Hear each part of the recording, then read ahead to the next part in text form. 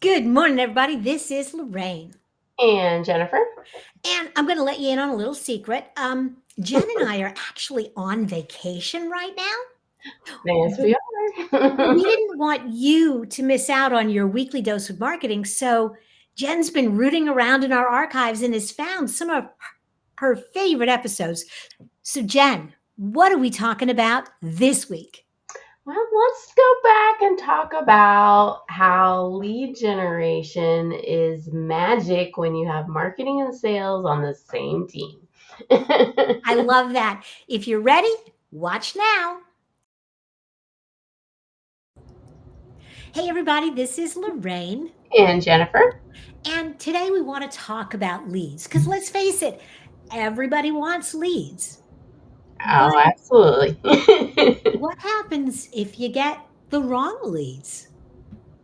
Somebody's going to get in trouble. You know, all too often, and I know we've all been there, you find yourself sitting in front of a customer and you think, okay, this is going to be a great conversation. And then you start to have the conversation and you think, why are you here? Why are we having this conversation? You're not a good fit for me. You're a bad lead. You're not a bad person, but you're a bad lead. Yeah, And when that happens, it's not your closing skills that aren't working. no. It- what do you think it is? I think it's marketing's fault. Absolutely. Um, so, as you're trying to generate leads for a company, what kind of things should the marketing team keep front and center, really be thinking about to make sure that they're delivering the right leads to a company? So they need to have like a really good relationship with sales and also the team above them. So number one, that they clearly understand who they are trying to target, who is the ideal client for them. And I'll go on from there, but that's the number one. We start with anything is you got to have the audience, and that's going to be things like what size of company, what industry are they typically in, what stage of business are they in. Some of the things that a marketer might not think about, but does need to think about. Oh, absolutely. And I think one of the problems, and I mean, I'm going to put a lot of the blame on the marketers, and I'm a marketer, but I'm also going to put a lot of the blame on the business owner because the business owner is like, well, I want to target small to mid-sized businesses. Well, which one is it? Who are we really talking to? And in an effort to placate that business owner to help them feel like the marketing is doing what it's supposed to, they keep the messages so broad Yeah. that none of the leads really connect. Yeah, because they're just like, well, I want to have lots and lots of opportunities, and but that's wasting the salesperson's time and it's wasting the marketing. And if you really think about that, the marketing is like in the middle, kind of sandwiched between the sales that certainly understands revenue driving because their job depends on it, and then the CEO is the same thing because everybody's job depends on it and they're responsible for it, and that marketer is in the middle, but they've got to kind of play the sides. Absolutely. You've got to be able to translate the revenue objectives into marketing messages and content that speaks to the right audience and prepares that prospective customer for a conversation with your sales team. So I think when the marketer can have the relationship with the sales team and they can learn and understand the objections that they are hearing, then A, they'll know if they're targeting the right client or not. Or B, they're going to hear those objections and they need to create the content so that the salesperson has something to follow up in order to close the deal. Absolutely. One of the things that I did, I got introduced to this process very early in my corporate life, and I continued to do it even when I was owning my own company, is I would do ride-alongs with salespeople. Oh, yeah. I would go on the sales call and I would listen to the questions the customers asked. I would watch where the customers glazed over, where the salesman was trying to give them too much information, or Hmm. where the salesman was going off on tangents of things that the customers didn't want to know about. And that helped me so much figure out what needed to be in the brochure, what needed, this is back, in print days, but even I did a sales call with a salesman and it was so funny because the customer was ready to sign and he just kept talking. And the customer physically was reaching for the contract and the salesman kept pushing it, pulling it back because he had more to say. Yeah. And when we got out of there, I'm like, you almost blew that sale. Yeah. Yeah. That is a big mistake I see, is you got to learn to ask a lot of questions and shut up. Mm-hmm. I'm going to Mm-hmm. tell you what you need to hear in order to sell them. This isn't a showboat situation. No, no.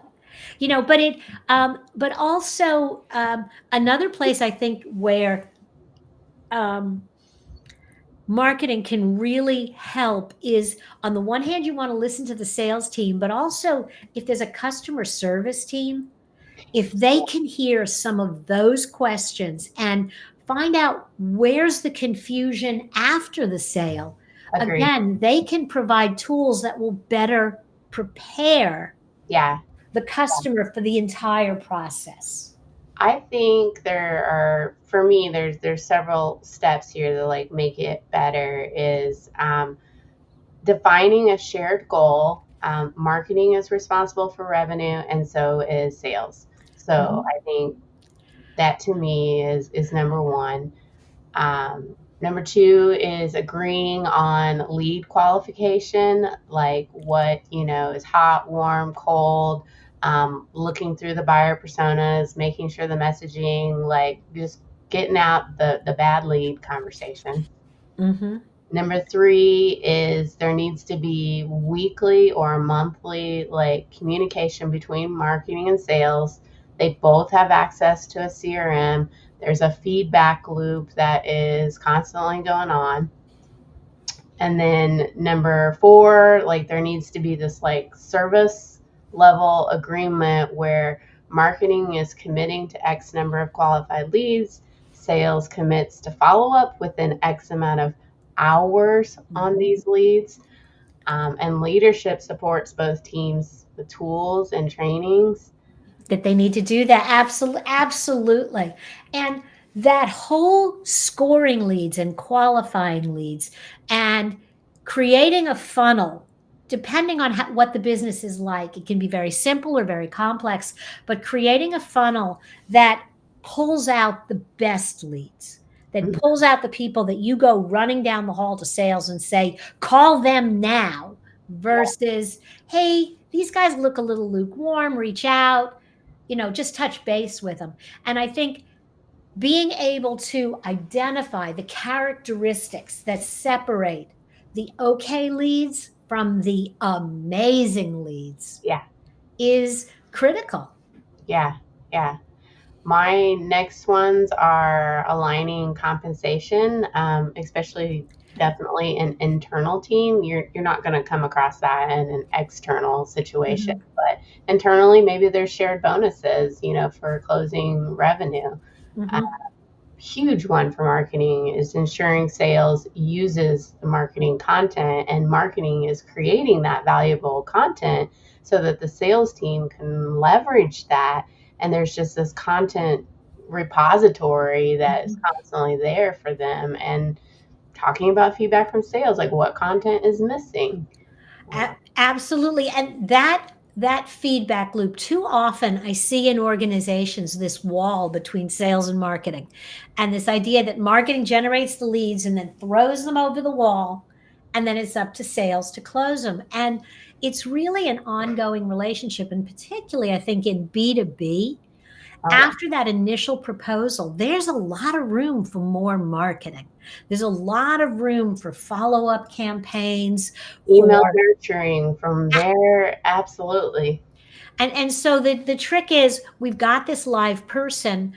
How do we make sure we get them into the funnel? And I'm going to add one more exercise, and I think we've talked about this before, and that is sales, and actually going beyond sales and going to your production team and asking your production team, who are the best customers? Who Yeah, do they love working with? yeah, And then using that information to enhance the persona, to modify the persona. That process, when I was running the agency, we figured out we really liked service companies, home services and professional services. We okay, really didn't like product companies. okay. And so once we identified that, we adjusted our marketing to reach more of those customers. Yeah. We enjoyed working with them, we closed more sales, and the loop kept getting better. So you mentioned three key audiences there on who to reach out to. You know, the sales team, the production team, and the customer service team. So you got it all there on making sure that you cover your bases. Absolutely. Marketing does not work in a vacuum. This is not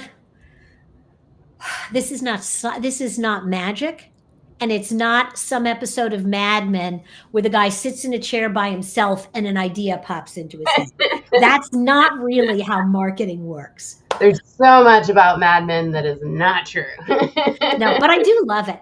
But if you're trying to figure some of this out and you'd like some help getting pointed in the right direction, Jen and I would love to have conversations with you.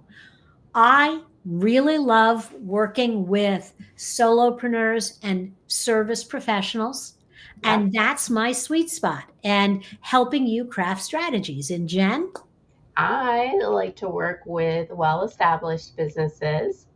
Typically, you know, they're million plus in revenue, and they're in the healthcare service industry, business, travel industry, event marketing.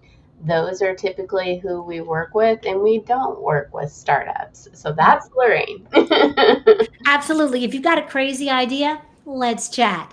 And regardless of which part of the spectrum you're on, come on back next week because we'll have another one of these great conversations. All right, take care.